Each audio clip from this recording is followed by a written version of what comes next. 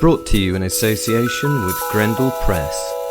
This is Werewolf the Podcast, a serial killer drama.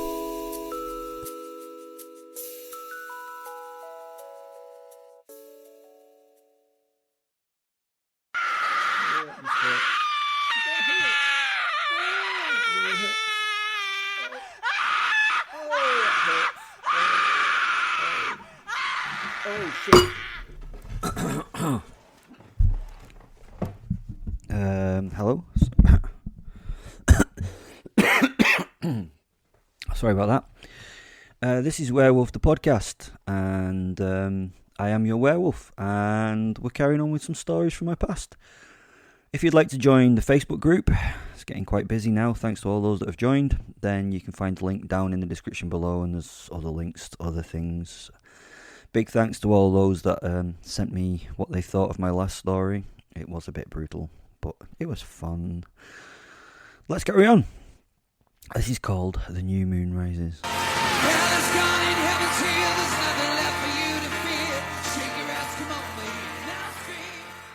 The new moon rises in the distance.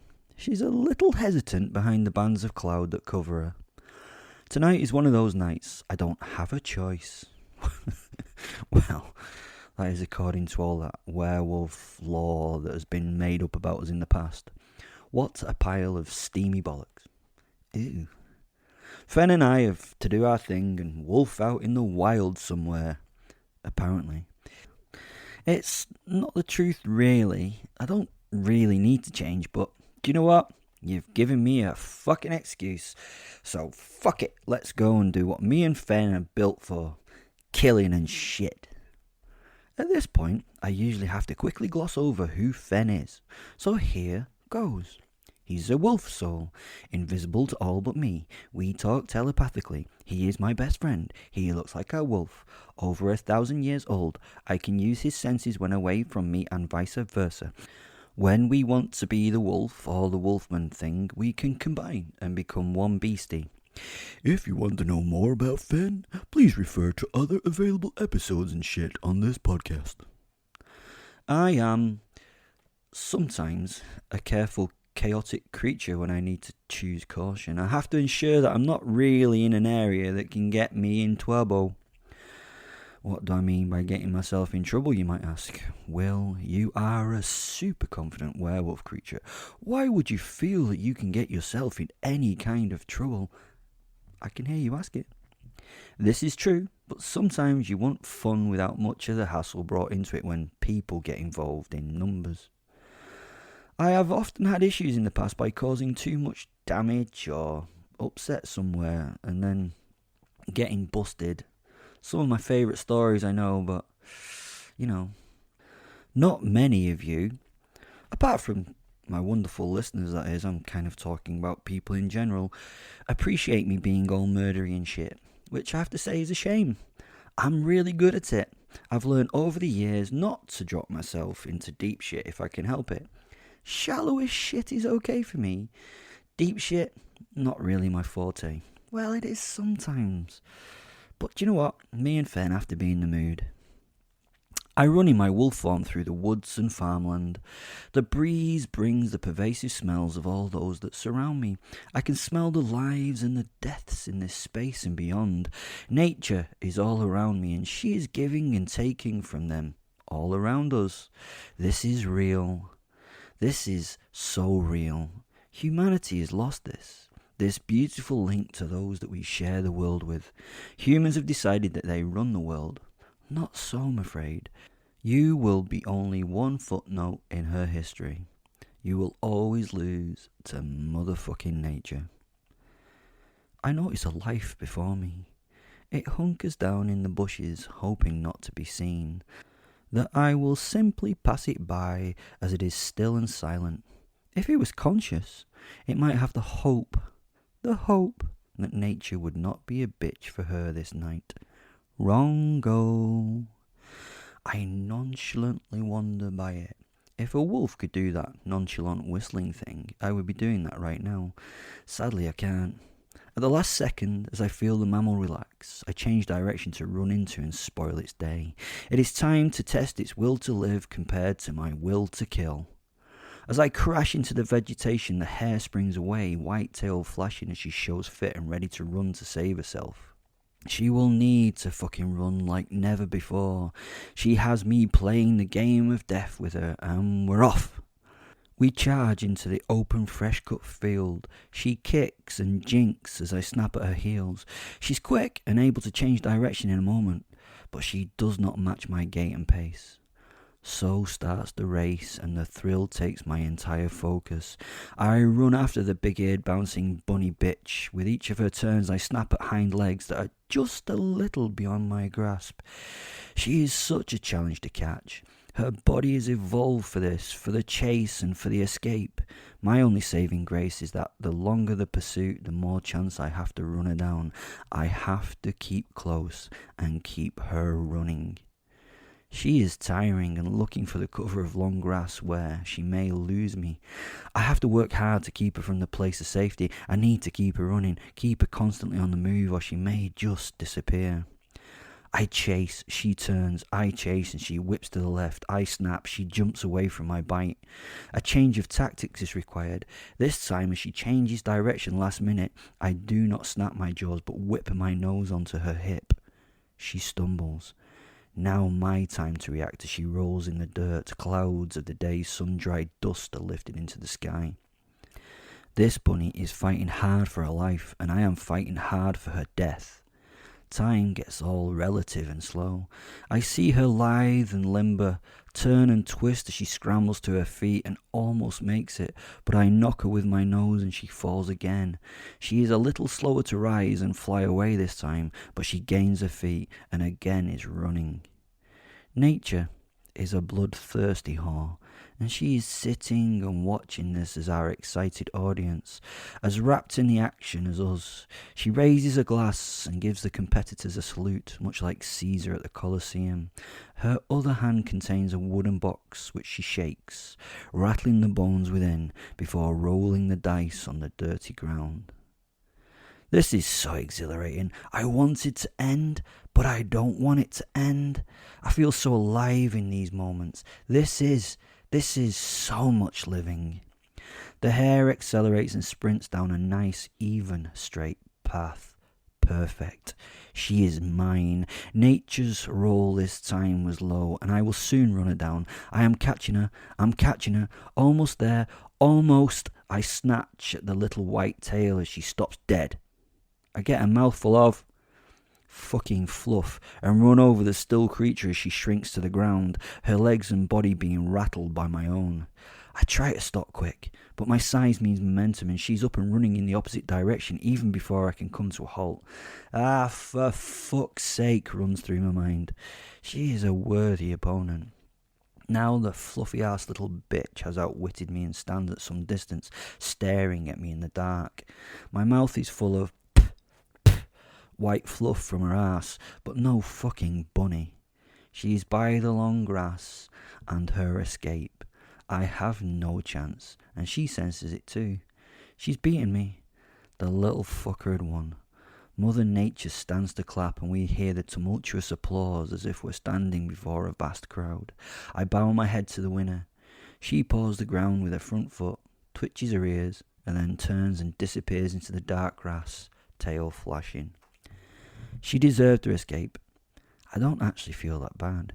She won fair and square. I would rather have a contest than a slaughter. Inside my head, both Fen and I laugh. It was not about the winning for me. It was about the chase. And to be honest, it was a good chase. After a few moments of contemplation, I lift my head to sample the late evening air. A new smell. Man smell. It is a much bigger prey, but to be honest, not necessarily a better sport. The hare is now forgotten as my focus shifts to two caravans at the side of a lane just a few hundred yards away. Now here was some unexpected joy. I pad off into the night. Mother Nature refills a glass and reaches for the dice as her audience of spirits goes quiet. They're all preparing for the next act. He was a big man, whistling with his back to me. He had a string vest on and a pair of Y-fronts. He was busy emptying his bladder into the dark of the night in a dreamy and slightly steamy moment of release. Well, just because of the chill. He was enjoying a good wee. Everyone enjoys a good wee. I could smell the alcohol that laced his breath, and he was in his own little world as I strolled up behind him. Can a wolf stroll? I like to think we can. This urination had been a long one. He started to slow his stream as spurts were grunted out, and finally he finished and giggled a little as he shook the tool in his hand to rid it of the last few drops. The moon made the evening almost bright as the day now as she showed her beauty naked and unabashed, no clouds to hide her shine. I transformed in utter beautiful silence into my wereform and stood 5 feet behind the man. An 8-foot-tall werewolf is now in the darkness, a black shadow myself, my pelt absorbing the light and creating true blackness in outline. Only my eyes lit the night, amber and fiery and focused on him. He must have felt an itching in his hindbrain, a call back in the DNA to a time when he would have had to be careful and considerate that there were teeth in the night. His relaxed stance has gone. The hairs rise on his neck. He is suddenly, let's say, ill at ease. He turns and for a moment just freezes as he looks at me. Disbelief was self-evident as his face caught up with his body's adrenaline dump, and he screamed, bringing his hands to his mouth and quashing the yell, smothering it. I just stood. I wanted to see how long this emotive moment could last before he was exhausted. Not long, it seemed. He turned to run, and unlike the hare, he was not fleet of foot. He slipped, landing on his face with a sickening crunch in his own puddle. Ew, not the coolest of escape stories. Pitiful, to be honest. He was fat and out of shape, and obviously desperately trying to outrun heart disease and obesity. And he was losing. Piss poor sport. He had something that I liked though, a consciousness to play with. He had the imagination to make this horrific for himself. He lay shivering on the floor, mumbling nonsense to a god about being saved and shit. Well, that wasn't going to happen. God would meet him soon enough if that were what he hoped for. Oh, if only he had half the heart of the hare, this would be much more enjoyable. On her throne, I could see the Queen of Nature was questioning the changing sport. She was already lifting her hand to signal me to end the show with a thumb up or thumb down. Distraction. A movement in one caravan as someone came to a condensated window to see if there was a problem. They must have wondered why the man had taken so much time, or maybe gone quiet. The face at the window was trying to carefully gauge if they should come out of the caravan. It quickly moved behind what I took as a fetid pair of curtains as it noticed the downed man and the shadow over the downed man. I now knew I had a larger human audience, so it was time to do ruthless and unnecessarily violent damage to the man to inspire the worthy fear that this would induce in the creature in the caravan. I would kill this one quickly, let's face it, he sucked as a plaything. I mean, he was just lying there and crying, pathetic and pointless. Nature really didn't have to roll for this one. I would use him to play with my new praise emotions in the little metal box. I reached for the shivering coward's neck and grabbed it with a clawed paw, crushing it with a closing grasp, pulping the flesh. The death was quick and quiet. I listened for a response in that tin box. There was nothing yet, but it was time to move on to unlucky number 3 for this night. I shook the down man's head loose, held it in a paw, and thought about my next move. What was it going to be? Was it going to be full-on annihilation or slow torture? Would I play with my watcher's emotions and try and bring them to the edge of being able to cope? Would I break them mentally? Would I let them think they'd escaped only to take them when I wished? What would be the best thing to do? See, you think being a psychopathic werewolf is easy, don't you? So many fucking decisions to make, though. Fuck my life. The face at the window spotted the fact that I had spotted the face at the window. The curtains twitched, so I decided to have a little play with the person inside.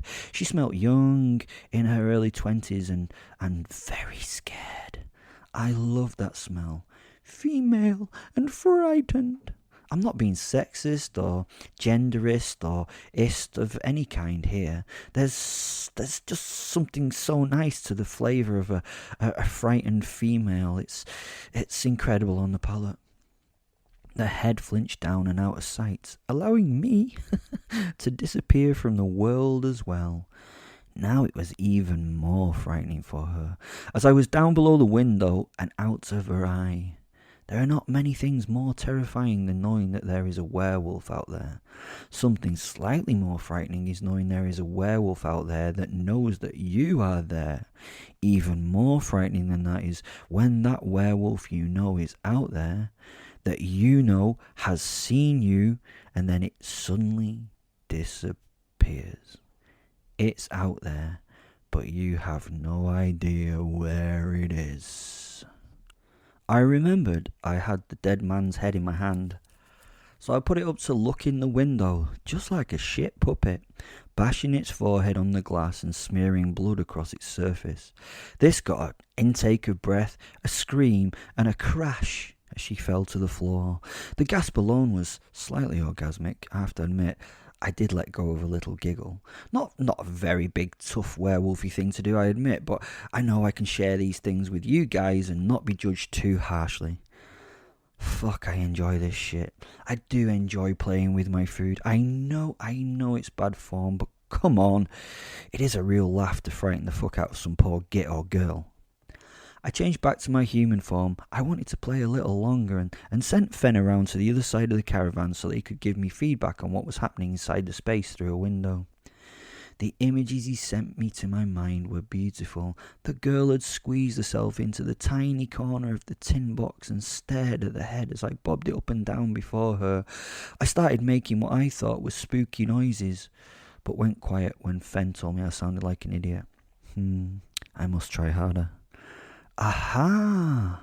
I screamed into the night, throwing the head as hard as I possibly could at the window, which shattered, sending broken glass scything into the room beyond. The girl was now in apoplexy, yelling and screaming and begging for help. It took at least 5 minutes before she just went still and lay mewling, the duvet in her hand covering her mouth.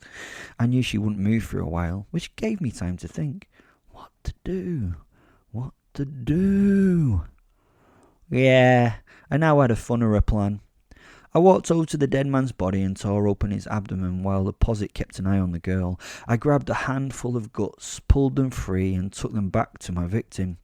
I took up a position outside the caravan window, smearing my naked body in the blood and lying on my front with the pile of guts below me, hoping that I would look like just another victim. Help me, I said, lying on the ground. Help me, please, I repeated. I saw the woman stop her incessant snivelling through the posit's eyes, and she tried to listen harder. Help me, please. Anyone, for the love of God, help me. She was now again quiet and paying attention. She slowly made her way from the bed. She thought she was being as quiet as a church mouse. To me, she sounded like a fuck-off clumpy elephant. Her eyes eventually came to the window and she surveyed the scene outside until she spotted the bloody naked man on the ground. Had the werewolf gone? Help, I again called, then feigned passing out. It took another 20 minutes, but I knew she would eventually come outside to see if she could help the dying human lying there. My God, she was a decent human being, so brave and strong. Is that an oxymoron there? Decent human being. She slowly opened the door and stood in silhouette. She was full of fear, but what a lovely person. She was willing to risk her life to help this poor, unfortunate man lying injured on the floor in front of her. What a woman! So brave! What a fucking idiot! I reached out a shaking hand towards her and whispered now for her help. Please. Please help me. He got me.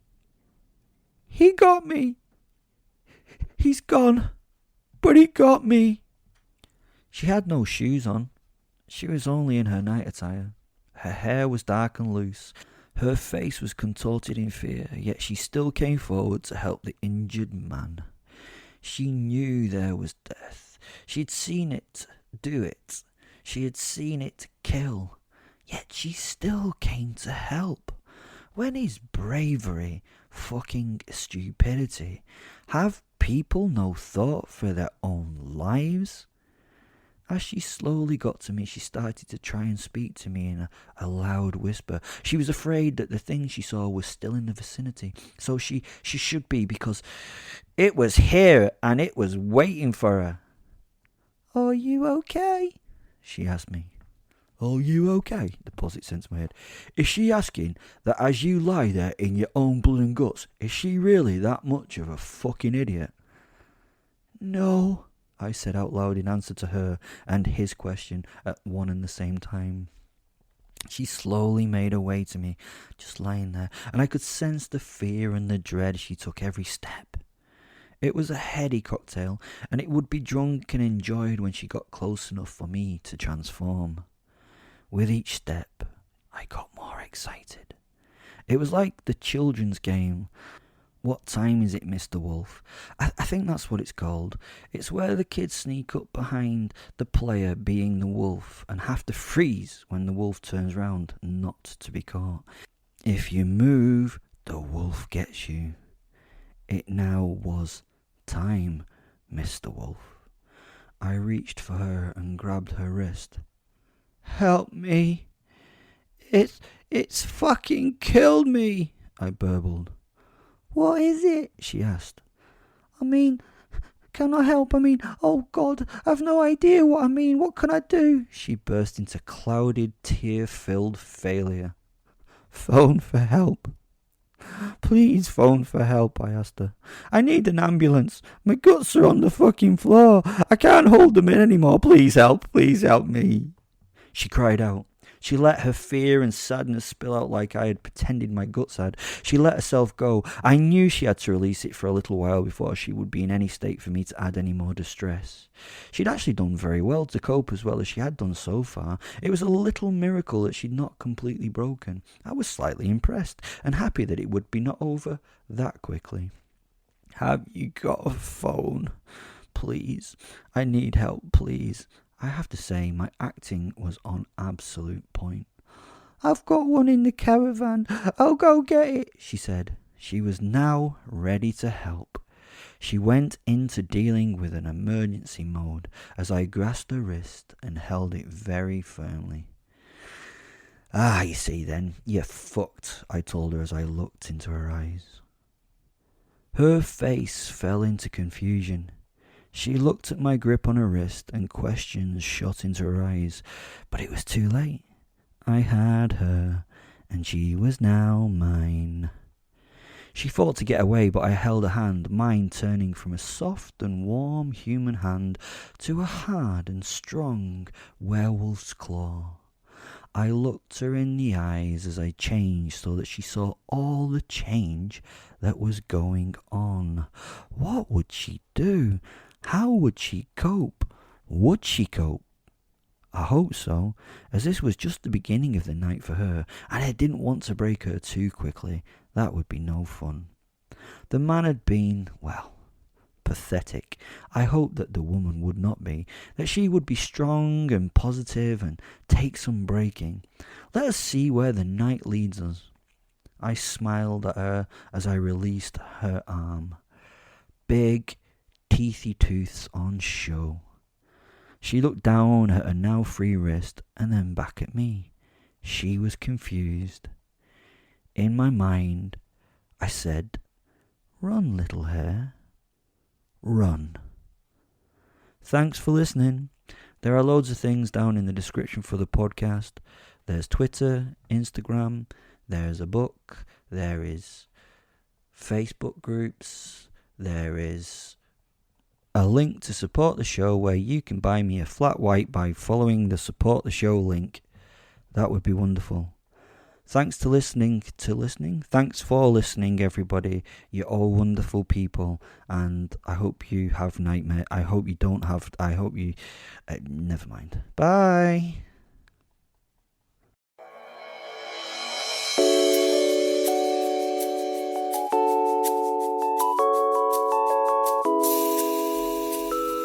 Brought to you in association with Grendel Press. This is Werewolf the Podcast, a serial killer drama.